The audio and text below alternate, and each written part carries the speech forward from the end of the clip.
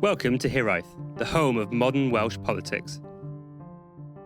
September 2024 will be remembered for the free gear donation scandal that's dominated the political agenda as Labour's honeymoon period really has begun to ebb at Westminster.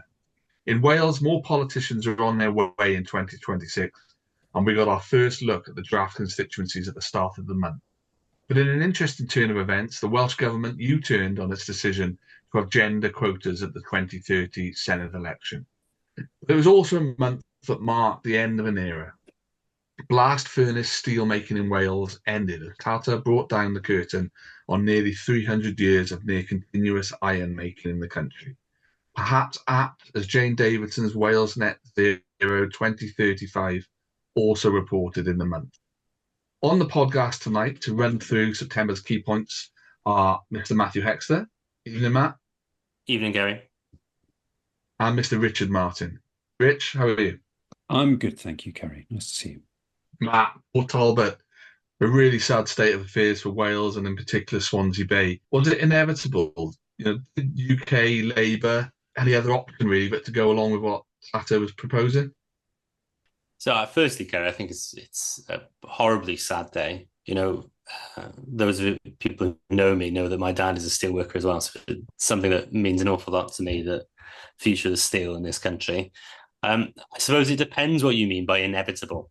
I think there's a general acceptance that at some point in the future there was going to need to be a transition away from blast furnace steel when the technology of electric arc furnaces sort of caught up to allow the kind of steel that blast furnaces can make could be made on arc furnaces.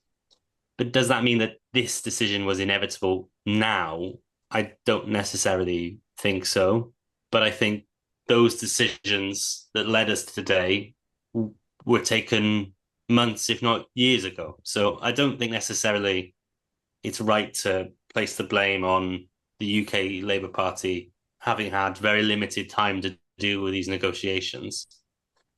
I actually think that the deal that the Labour Party negotiated compared to the Conservative one, you'll be unsurprised to hear this from me. I think it's slightly better. There are slightly better protections for the future of the workforce in the Labour deal than there was in the Conservative one. But again, it's difficult to see what the immediate alternatives were, Kerry. I mean, a lot of people have talked about nationalising the plant. Now, one, how are you nationalising it? Are you paying for it? How much are you paying for it? Who's paying for it? A UK government, Welsh government paying for it? Also, it's losing a lot of money every day. If you believe the Tata figures, it's £1 million a day. If you don't believe the Tata figures and you think there's some creative accounting going on there, it's still likely losing an awful lot of money every day. So whilst there is a strategic importance to steel that can't be forgotten and can't be undervalued in this discussion, with the state of the public finances at the minute, are we really suggesting that we take on this huge loss leader when everything else is crying out for cash? It would be an incredibly difficult thing to justify for any government to do so. And whilst I wish that there was a way that those jobs could be saved, and I think there probably was months and years ago, it's very difficult to see what the alternative could have been given the timeframes that we've had. Kerry, the Welsh historian among us, steelmaking ending in Port Talbot, pretty momentous occasion. Yeah, I think it is momentous. I think, as I put in the introduction, Wales has been producing iron since Towlais Iron Works opened in about 1750. And Wales was the first industrial nation in the world. It was, iron drove that, then coal. I think Wales is a post-industrial nation now, really. It's gone. It's not going to come back. Like, I take what Matt said, but there was certainly a campaign, or certainly campaigning in Wales at the last election, that Labour was kind of suggesting it could be saved. And I like Matt said, I think this decision was taken in a different part of the world many years ago. And you see some of what Tata were announcing in India about it. It was directly contradicted what Labour and the Conservatives were saying in this country. So I think it was inevitable. Leaves Britain. There is still a blast furnace in Britain. There are two still in Scunthorpe, but how long they will last, who knows? But Wales anyway. It's I'd say it is a very worrying time for people in the Swansea Bay area, because it's not just we all know it's not just those people working in the plant, it's the contractors, the supply chain. It's a lot more than the on the face of it, 2,500 jobs that hopefully Britain has led industrial developments in the past. So let's see where we go now with, like Matt said, the arc furnaces, the electric arc furnace coming on, and what else might bring for that area. But very momentous, but it must be very worrying. And maybe we could look to do a live pod in Port Talbot sometime, see what things are like on the ground. You casually dropped that mid-recording, so we definitely can't roll back on it now. That's nicely done. Nicely done. We have been invited down there. I think it's just getting things line up for us all to have the time and availability and the equipment to do it. But it was different times, Rich, when Carwyn Jones did a live TV broadcast about the steel crisis in 2016, taking ownership of the problem and leading on the solution. 8 years ago, Brexit since then, things been different? Well, I think it's a really sad state of affairs. So my somewhat negative outlook on the whole situation with the blast furnace closing down before the arc furnace is even built is that it's kind of symptomatic of this very British disease, or this very UK problem of an inability or an unwillingness to plan major industrial strategy or plan for infrastructure. It's the same thing on a micro level that ends up with a city like Cardiff knocking down its bus station and then not having a clue where it's going to put it for God knows how long. We just have outsourced our strategic planning to private companies so that the state doesn't have to pay for anything. And then we end up being absolutely screwed when they depart, because it's not in their private company's interest anymore to remain. And I'm much less positive about the outlook, and I don't feel that the United Kingdom is well positioned, frankly, to be anywhere near the forefront of the next industrial revolution.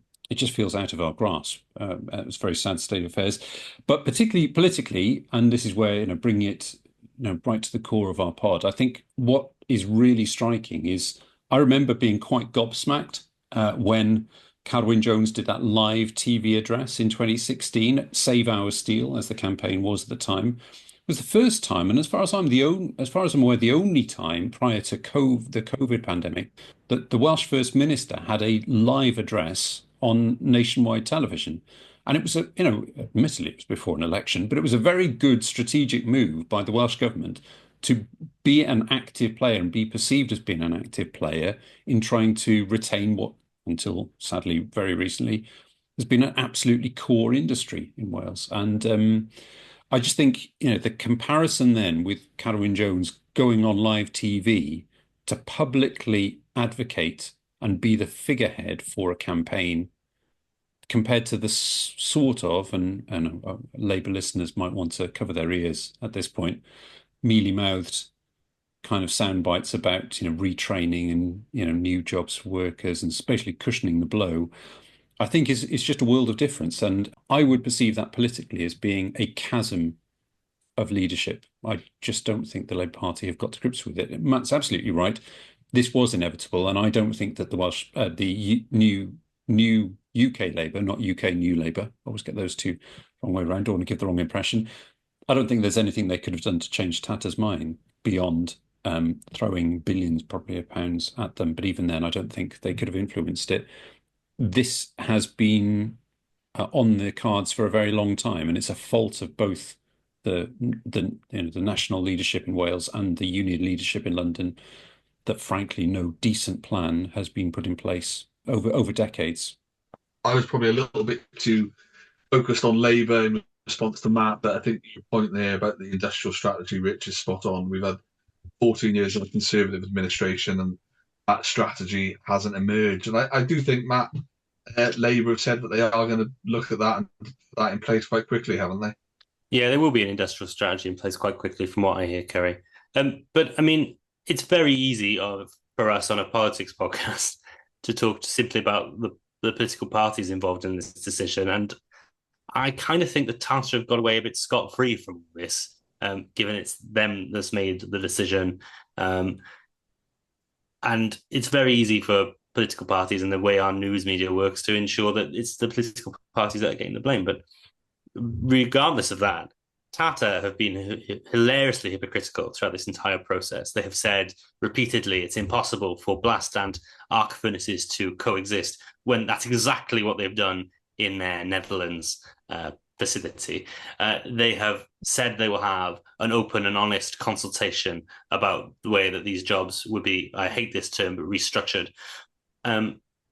Whereas they were telling their investors in India that these jobs were already gone.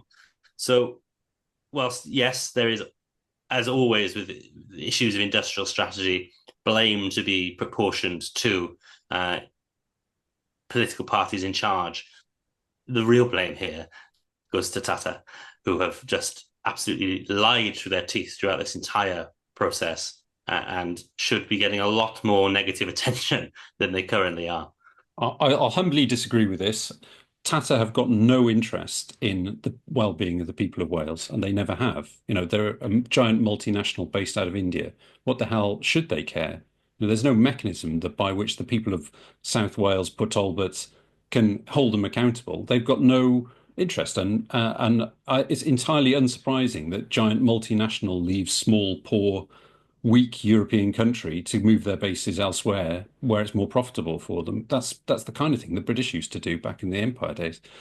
But it's a symptom of globalization, isn't it? And I think that we have seen throughout the last, 10, 15 years, that often our manufacturing base is a victim of globalization, which is why I think, whilst they may not use this terminology, a lot of people are now attracted to parties like Reform, because they feel powerless in the face of the power of the market.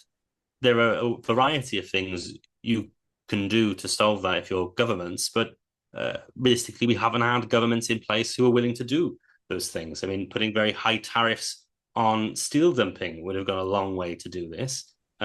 But fundamentally, and unfortunately, we do exist in a global market. So if you're trying to sell steel all over the world, which is what most of these companies are trying to do, if you can buy it from China for a tenth of the price, unfortunately, that is what the power of the market will do. While fundamentally, I do have a lot of sympathy with people who talk about having a nationalized steel industry because it's strategically important. But we're not at that point yet. And I think there are a lot of economic issues with going through the nationalization process. One is cost. Two, it is what kind of message it sends to the global market when we are looking for investment everywhere. So it's a very difficult position to be in, really, fundamentally, where we are now. Maybe we will have a nationalized steel industry again one day. I think, like I said, there's probably a good argument for that, but it's not where we are. And unfortunately, we kind of have been left at the whim of global markets at this stage. There is a lot of work that could have been done by governments, though, in relation to procurement work and making sure that the steel used in the UK should have been British steel. Right? That is one thing we absolutely should have done. And we could have done after Brexit. Not that I'm a fan of Brexit in any way, shape, or form, but it is theoretically one of the things we could have done after Brexit. Just to wrap it up, I'm just delighted that we took back control in 2016, and it's all turning out wonderfully. Right, I think there are campaign lines you can find which say British Steel. You have to vote for Brexit. It's not quite worked out like that. But Matt, moving on from Port Talbot, it's conference season at the moment, and UK Labour Conference, which we focus quite heavily on this month's newsletter. What did we learn? Was it a successful conference for the Labour Party post the fantastic election win? I think you're just rubbing it in now that I didn't get to go this year, Kerry, which is, very cruel of you. I would have donated some money to get you there, Matt, if you wanted. It wasn't a question of money, actually, Kerry. It was a question of ticket availability. I emailed the party quite a while ago and asked them whether they had members' passes, and they had no members' passes. And then I emailed them back straight away and asked if they had any commercial passes, and they had 0 commercial passes remaining, which probably tells you just how much demand there was to go to this year's UK Labour Party conference. But I think it was a fairly good conference in and of itself. Obviously, there's been a huge amount of media in relation to politicians' donations, which I'm sure you'll get back to at some point during this discussion, Kerry. But I think that impacted the first weekend of the conference. But in terms of key announcements for me, I'm really intrigued to see what comes of the joint working agreement between the Welsh and UK governments in relation to healthcare. I think if they can learn from each other and see what they do well in England and in Wales, that could be of real benefit to the people of Wales and England. But we need to see a bit more detail about what it actually means, a bit more in terms of the resources and governance structures in relation to that announcement. But I mean, I can see Rich winding up to disagree with me here. But I think that fundamentally, there's an acceptance now, even in the top echelons of Welsh government, that there needs to be a greater emphasis on delivery and improving public services in Wales. And hopefully this agreement will do so. And I think as much as I'm a big supporter of devolution and doing different things in different countries where it's the right thing to do for your country, if this agreement can actually lead to better outcomes for people, then I'm all for it. I think that's all fair to say. You'd be pleased to note that in the health sector, the Welsh government have announced another ministerial advisory group for the health sector today, and understand the last ministerial advisory group is reporting later this autumn. So definitely a lot going on in health in Wales. And but cynicism aside, really do hope they do work together on this, because we are again at record waiting levels in Wales. And with a few personal anecdotes, we're on a couple of waiting lists with various people in our family, so it's not a good place to be. But Rich, was it a conference overshadowed in the media by those donations, which I was teasing Matt about? Not just Labour, it's the focus at the moment. Donations, it's not a good look for any politician or any party to have what we're seeing at the moment, is it? No, it isn't, and there's obviously been a certain degree of blind spot on behalf of the incoming Labour leadership. Obviously, some of this predates his time as Prime Minister, but fundamentally, actually, I think it's a communications problem. The Labour Party, I think, forgot that the UK press hates it, and after the election, made the first week or so was an announcement after announcement. And they were busy doing stuff. And then they sort of just took their foot off the gas, and they weren't feeding the hungry tank of sharks that was swimming around them.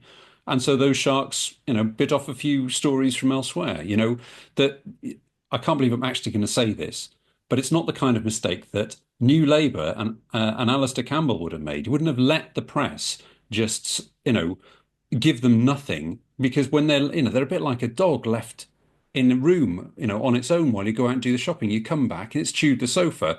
The press has basically been scouting around to try and find stories to attack the Labour Party with, over the whole summer. And look, they found a few. They found, what happens when you find one, you find another one. You keep on finding more and more and more.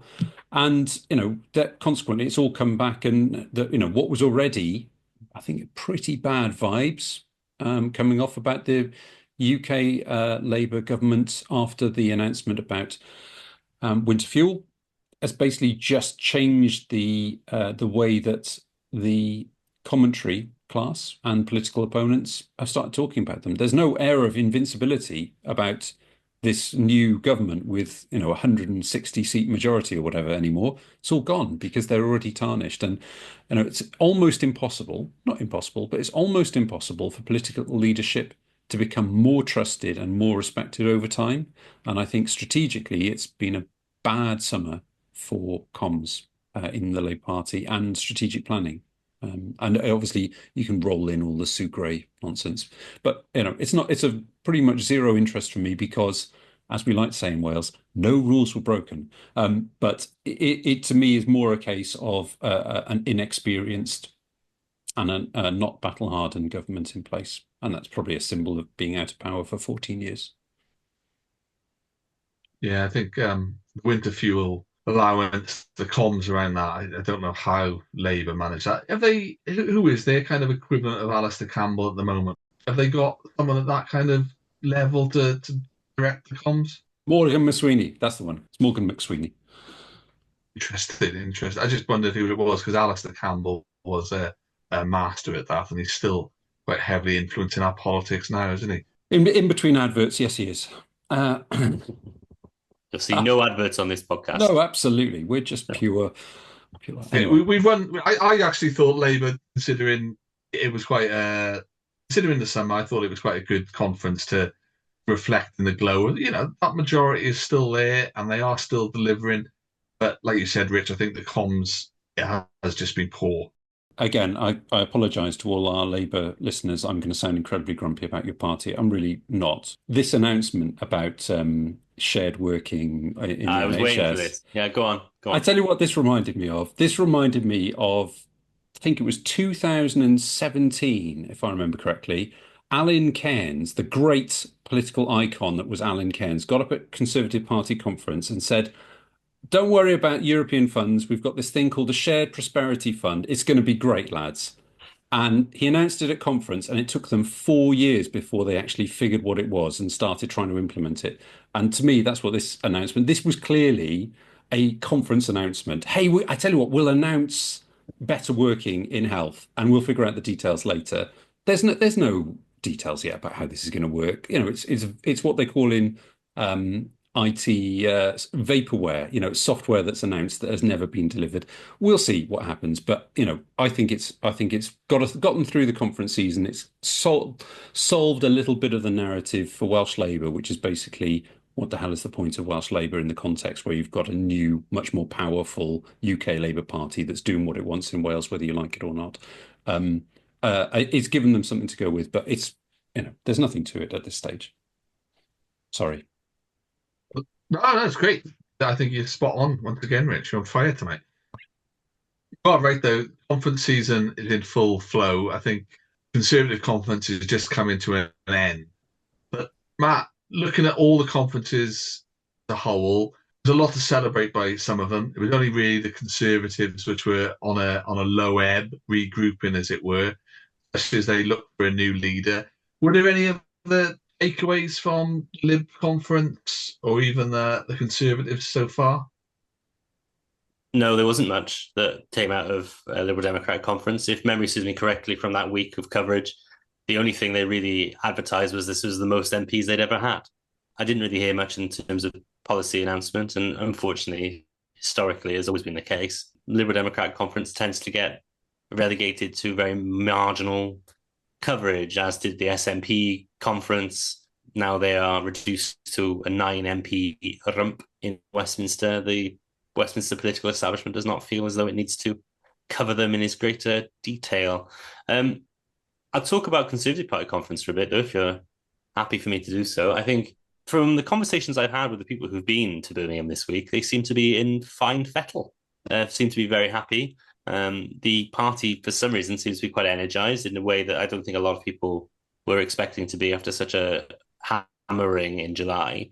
But I think primarily that is because of the leadership election they're currently going through, with Tom Tugendhat, James Cleverly, Kemi Badenoch and Robert Jenrick all vying for the votes of the party members who are currently going around that conference. So that is what I think has given the Conservative Party conference a bit of impetus.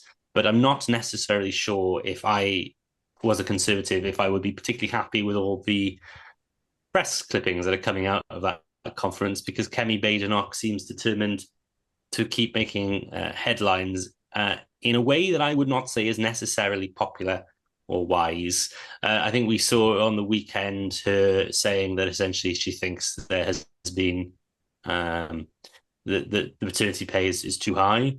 She's also discussed the possibility of ending the NHS as a service which is free at the point of use. She said today, before we came on air, that she thinks about 50,000 civil servants are so bad they should be in prison. So, she's produced enough news headlines for the entire conference in a way that actually I don't think much else of what the other contenders have said really cut through.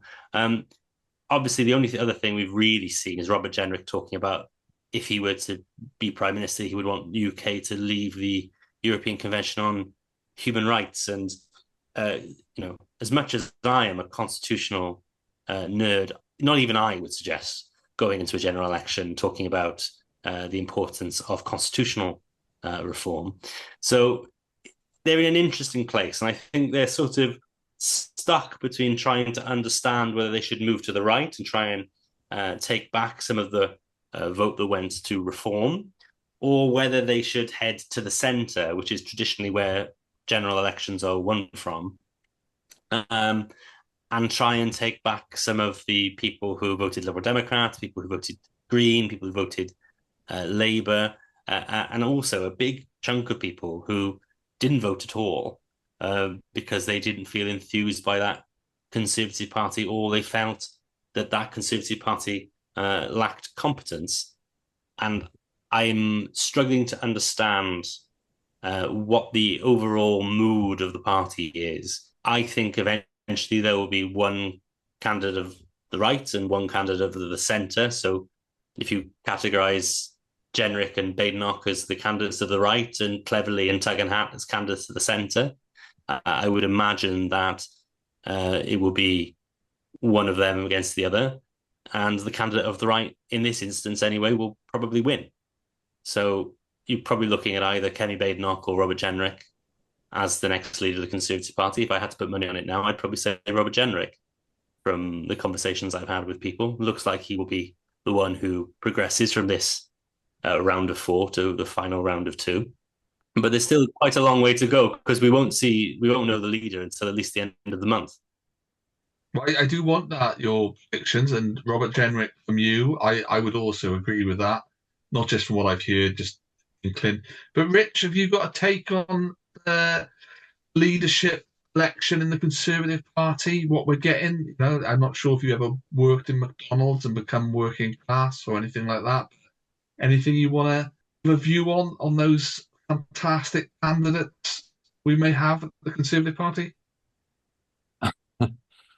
Two things. One, I think the Conservative Party conference is relatively upbeat because they've just realised that there is a chance that they could beat Labour at the next general election if Labour continue to perform suboptimally. And that's not something that I think any of them were expecting. I think they were expecting to be out of power for several electoral cycles. But, a lot of water under the bridge. Let's see what happens. I think the other thing is, all of these candidates are all saying what they have to say to appeal to Conservative Party membership, which is about representative of the wider UK, as I am representative of the Mr. Universe contest. It's not something that you have to worry about them actually saying stuff that is realistic or that they would go into a general election campaigning on. I think some are presenting as less moderate, that would probably govern in a more moderate fashion, and some that are presenting as more moderate that would probably govern in a less moderate fashion. Ultimately, I'm not sure whether the leadership inside the Conservative group in Parliament is actually that important, because the real leader of the Conservative Party at the moment is, and has been for almost a decade now, Nigel Farage. Have you got a prediction? Who's your money on? Well, like I say, they're not. None of them are going to win. They're going to end up dancing around whatever reform do. That's a cop-out prediction, and you know it. We'll give you cleverly if you don't give us one. Oh my God, no.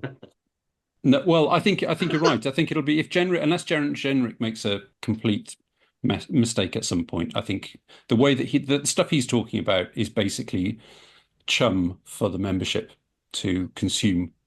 So I think he'll probably come out on top, but it'll be him or Badenoch. I don't think the Conservative Party is not ready to be led by a moderate.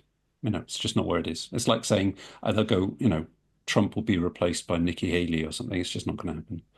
This is the tendency, though, after crushing election defeats, is for parties to retreat to what's comfortable, not necessarily what the right decision is.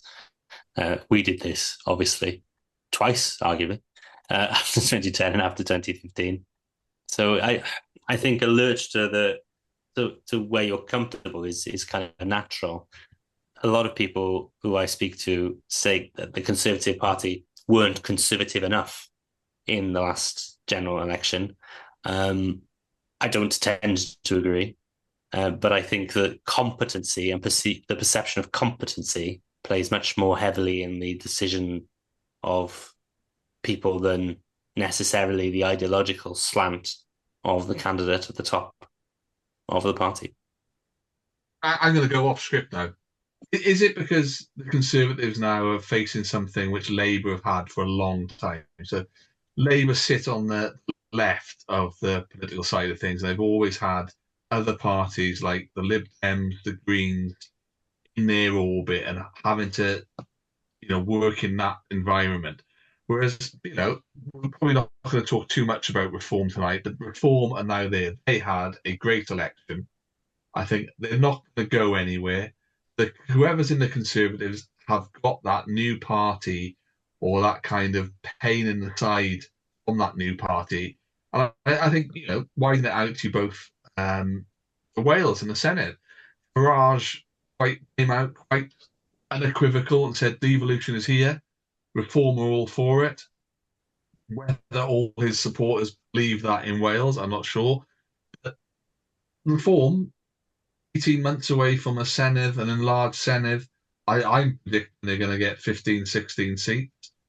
What do you think about how Reform feature in that Conservative orbit and what they'll think about achieving in the Senedd? The party is very pro-devolution, not necessarily, I think, in an ideological fashion, but primarily because they see a truly proportional system like there is in the Senedd, or will be in the Senedd, as an absolutely fantastic opportunity to win a lot of seats and get some institutional power, which will allow them to build a platform for the next general election. Now, you talk about 15 seats. I mean, the modelling I did from taking the general election results and mapping them onto this new Senedd system, a huge number of caveats. Of course, people vote differently in Senedd elections. Very different narrative will be in place for the 2026 election as was the 2024 election. But they had 16 seats in my modelling, and the only reason they didn't have 17 is because they didn't stand a candidate in Blaenau Gwent. So I think that's kind of what you're looking at. Obviously, there's 18 months to go until that election. If public services drastically improve in Wales in that time, if the economy starts to improve, feel like it's improving in people's actual lives rather than just GDP figures ticking up, then maybe that resentment to the status quo will dissipate and people will feel as though they can go back to the parties they've traditionally voted for in the past.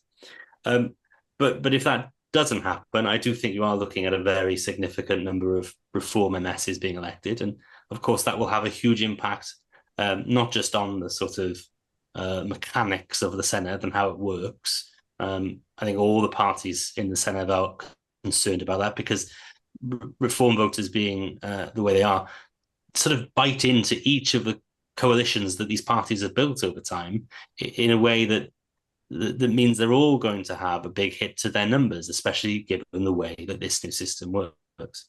But theoretically, we have been heralded with great warnings of parties of the contrarian right coming in the past. It's only really happened once in 2016 with UKIP. And the reason probably that there was 7 UKIP MSs or AMs as they were at the time elected in 2016 is because that election happened a few weeks before the Brexit referendum. I think if those elections had been reversed, you probably would have seen fewer UKIP MSs elected. Is there an aggravating factor that will motivate these Reform voters to come out in 2026? I don't know. Often the voters for parties on the contrarian right, or the right in general, have always viewed the Senedd as a second-tier election and aren't motivated to get out in the same way they are at general elections. I think you've seen this historically with the Conservative Party. The Conservative Party in Wales have always really struggled to get their vote out at Senedd elections. So fundamentally, we don't know. All we can do is sort of guesstimate on the basis of polling and conjecture.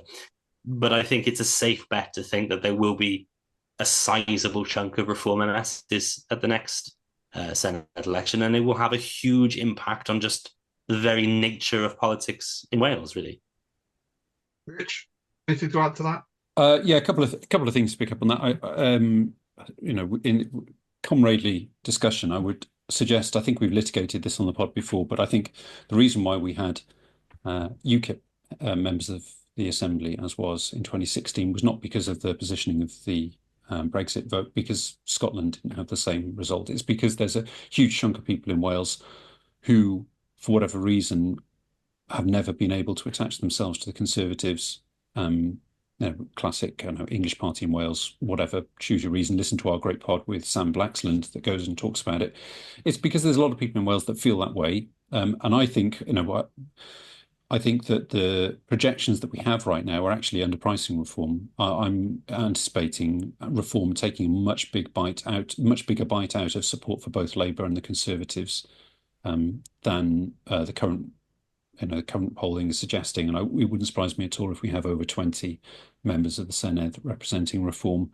And on the support, the last YouGov support that I saw for reform supporters showed that they were 60% against devolution, but I don't think that will make any difference about their electoral chances in Wales, because rather like the reality distortion field that Trump seems to have over people in America who will vote against their previously held positions. In fact, some might even say that he's managed to persuade his vice presidential candidate to take a completely different position to what he held just a few years ago. People who might be completely opposed to Welsh devolution, but if Nigel Farage comes over and tells everyone that it's a great thing, they'll start believing it and they'll vote out, possibly in very high numbers, higher than the Conservatives have had in a lot of places. I mean, I don't think that the party is going to make an about turn now and become anti-devolution. I certainly don't think they'll be pro-additional devolution. But like I said, because I don't think there's any ideological bent towards devolution in that party, they see it as a structural value to them, so they can provide a base from which to build off for 2029 at this point. Then I think they will remain supportive of it for quite some time. Although what I will do is former Hiraeth podcast, Oliver Lewis, who I think is the Reform spokesman in Wales, although there's a degree of confusion about that, I think, at the moment, was on Walescast recently, saying, he spoke to us about thinking that the natural monopolies on Britain should be restored. But he also said that Reform is exploring sensible arguments for the devolution of policing and possibly the devolution of justice, which, as followers on Twitter might know, I was discussing this with some folks recently. It would be quite a thing if we go into the next Senedd election with the Greens, the Lib Dems, Plaid Cymru and Reform UK entering that election on a platform to devolve policing and justice, and then it's the Labour Party are there with the Conservatives in a sort of better together rerun, arguing for that to remain in Westminster. That would be extraordinary.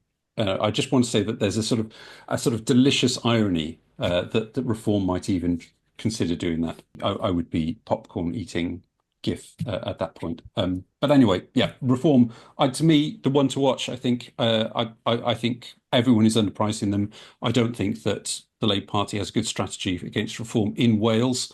I don't think the Conservatives have met a good strategy, let alone have one in Wales at the moment. And I think there's a difficulty with Plaid Cymru. We asked Shreen Abiodwerth about this on our last pod. I don't think that their Reform voters care enough about Wales to vote for Plaid Cymru on the basis of caring about Wales. I think Plaid Cymru would need to come up with a sort of nationality neutral policy platform or campaign of some kind to really win those votes over. So I think Reform, can be huge, on assumption, in the meantime, that they don't self-combust, go broke, huge scandals, blah, blah, blah. Let's see what happens. What about you, Kerry? You've been very quiet. Yeah, well, no, I think it's a fertile ground in Wales. We've spent most of this pod talking about Port Talbot and post-industrial Wales. Those post-industrial areas where Port Talbot are looking at, ex-mining communities, they haven't recovered. And I totally can see why people who vote for Reform, there is that sense of abandonment. Who's delivered for these kind of areas? So, and that's not going to be turned around. It hasn't been turned around in the last 30 to 40 years. For the next 18 months, it isn't. And we're running out of time tonight, but some of the other things on the script I wanted to talk around about the decline in public services, one which stuck me this month was my history hat on a lot tonight, but you've both been to Llancairn in Caerphilly, fantastic historic site which Caerphilly Council, councils have to make these difficult decisions, and some of the statutory areas they're responsible for are really precarious as well, and are areas where we want to see support. But we're losing our cultural venue. So you got Llancaia. I'm not quite sure if they did admit to close Blackwood Miners Institute. I think they might have had a reprieve, but that's looking like it's going that way. And we're hollowing out culture, art, things like that. So you do wonder what some communities are going to have left to vote for. But we're drawing to a close, and I do want to get one more kind of thing out from you both, and it's Laura McAllister wrote in Wales Online recently about the Senedd being perceived as a home for retiring or less talented politicians. What's your take on that? It's Rich. Have you got any thoughts? Yeah, I thought it was a very good piece, long but good piece by Laura McAllister.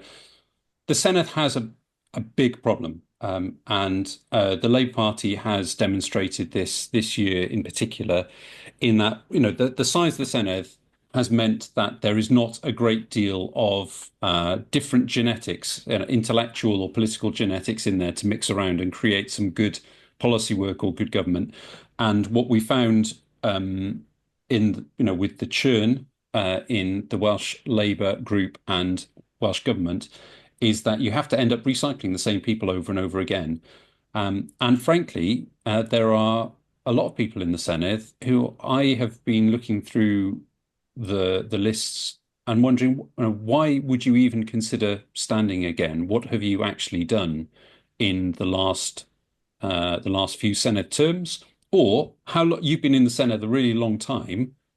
Do you not think it's time to maybe move on and try something different? A Senedd. I haven't done this for ages. I nearly call them a Senedwr, a Senate members of the Senedd. Should have been It's called. what they should have been called. A member of the Senedd job is, even if your party is likely to be re-elected in the same constituency forever, is not a job for life, and it shouldn't be a job for life. And particularly if you have been in the Senedd for, in a governing party group for over a decade, and you haven't had a sniff of a government job yet, I wonder if you should maybe consider about whether it's standing again. Or if you've been in the Senedd for a long time and maybe, are in your 70s and 80s, maybe think about, let's refresh the gene pool in the Senedd. So I'm going to be quite blunt here. I'm going to name some names. In Cardiff, we already know that Mark Drakeford in Cardiff West is going to be standing down, and we've become aware over time that Vaughan Gething is going to stand down. And you have two other members of the Senedd there, both at I think it's fair to say, towards the end of their political careers, or certainly parliamentary careers. And neither of them are at the front of Welsh government at the moment. And I think it would be really helpful for Labour in Cardiff to have fresh faces, particularly as we're changing the electoral system. And similarly, I would also say that there are plenty of others members of the Senedd, some who've been there since '99 and some who've been there since the early 2000s, who I think, maybe you should just be standing down for the benefit, not just of your party, but also for the Senedd itself. Because we need some new talent. We need new ideas, new talent, big expanded Senedd, good opportunity. But the risk is, if pretty much everyone stays in, certainly looking at the Labour group, and possibly the Conservative group as well, with an insurgent reform party, whereas previously there would have been, expectation that Labour, Conservative, Plaid perhaps would have greater numbers in this expanded Senedd. A lot of that new headroom in the Senedd is going to be taken up by reform. So we're not going to get natural churn or natural new faces to a huge extent. So, yeah, I think it's just a call out to reflect on the Senedd and think, there are some people in there that I think politely should consider whether they wish to stand again. I'm sorry, that sounds incredibly rude, arguably disrespectful, but I think most people would agree there's some merit to that argument. You're talking to someone who's doing a one-man campaign to have a 2 terms in 4 approach to politics, but I know Matt doesn't agree with that. Matt? No, it's one of the dumbest ideas I've ever heard. Well, you're in the Labour Party. You've quite a few. Oh, we are spicy this evening, lads. That's good. I like it. Right, and we're running out of time. Maybe literally, because as we record, I've noticed Iran are launching a barrage of missiles at Israel. So there's another thing to keep the glass half empty for me. AOB, this month's chatty pod. Either of you got anything you want to bring to the table? I've got one at the end. Terry, the remaining topics that you've got listed on our script is like the most depressing version of "We Didn't Start the Fire" I've ever read in my entire life. And I went to see Billy Joel last month. Very good, but as was "We Didn't Start the Fire," but this list very depressing. So, like you said, Iran launches barrage of missiles at Israel. Early releases from our crumbling prison system. Yeah, it's all going really well. But no, I really wanted to focus on the report from ITV, from Rees at ITV, on what he calls a reading crisis in Wales. He said that thousands of our children are leaving primary school unable to read due to what I'm only doing this for conjecture purposes, what he calls a failed model of teaching how people had to read, and that there should be a greater emphasis on using phonics to teach our children how to read. Rich, can we link to that in the show notes? Because it's a really, really interesting piece that's incredibly well researched. Talked to Rees about this for a long time, and I think everyone deserves the opportunity to give this a read and to have a real consideration about if this is a big issue that they should be focusing on when they're deciding the representatives of the next Senate election, especially for those who have young children or maybe are expecting young children. And while you're telling me off for the script, it would have been ITV report would have been far higher in the script if we hadn't loitered on bloody conference nonsense. But there we go. Rich, your AOB. I will be super quick, Chair. I just want to put a pin in this for listeners. I have the privilege of working with some absolutely fab people, and we will all have seen the chaos around the early release of prisoners and general poor state of the England Wales Prison Service in the recent past. And our listeners will have noticed that there's a massive problem with data that we highlighted in our recent pod with the Law Society. We've got some research coming out shortly. For everyone follow Dr. Rob Jones and the Wales Governance Centre. Some absolutely jaw-droppingly bad data coming out about prisons in Wales and Welsh prisoners. I mean, it's basically heart sinks. We're at breaking point. That system is on the brink of collapse. Kerry, over to you. Well, my final point before we wrap is that I just wanted to highlight that I was really fortunate to be at a Grasshopper Communications roundtable event this week with Lee Waters, and he was on fine form. One of, if not the most candid political discussions I have ever heard, from his time working with Ron Davis through to the current 20 mile per hour. One of the people around the table called it a debacle, which did not go down well at all, and he fronted up quite robustly to that suggestion. But it was a really honest and forthright session, including some really interesting areas that we on the pod want to discuss. He mentioned the suboptimal civil service map. I know you're interested in talking about. I just want to highlight that we can announce tonight that Lee will be joining a joint event between Hiraeth and That's Evolved for more in-depth discussion on the 24th of October in Cardiff. So if listeners have made it to the end of the pod, do look out for details and tickets for that on our socials, because that, if Lee is half what he was earlier this week, it will be a really great event to attend. And we need that honesty in Welsh politics, I think. Right, so that's the end of tonight, gents. Do we still do it's been so long since I've been on with you both. Do we still wrap with asking where we can get hold of you on the social? Well, social media crumbles before us. Yeah, we do. Where are you, Matt, these days? What's your preferred choice? Are you a blue skyer? No, I'm far too lazy to go onto any other social media that isn't the crumbling X/Twitter platform. So you can find me on that at Hexter101 at Hexter101, HEXTER 101. Rich, how about you? You a Mastodon yet?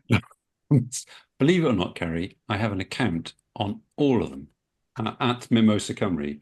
How many of those are active? I will leave it to people who dare to follow to find out. And Are where are you? Are you at Mimosa Cymru? Same name on all of them. Yes. Okay, I'm still on Twitter, which everyone knows, but I'm gonna pick up my Instagram account, which my daughter makes me have. So look out for Kerry's Castles on Instagram. Cheers, gents. Wow. Kerry's Castles. That is nice. It That is sounds nice. like the best CBeebies show you never watched. Yeah, it does. Yeah. Hang on. BBC Two Wales will commission that. It'd be Weatherman Walking followed by Kerry's Castles at 7:30. I like it. Well, there's a space now, Hugh Edwards is in the bounce. Ooh. Ooh. Ooh. Ooh. That one is going to be a tricky editing decision later. Thank you very much. You can keep that in. You can keep it in. We also want to send listeners to walespolitics.com, and please support the pod if you can from £3 a month at patreon.com/heroispod. Well done. Good luck editing, Rich. Thank you for listening to Heroith. If you like what you heard, please don't forget to subscribe, rate and review.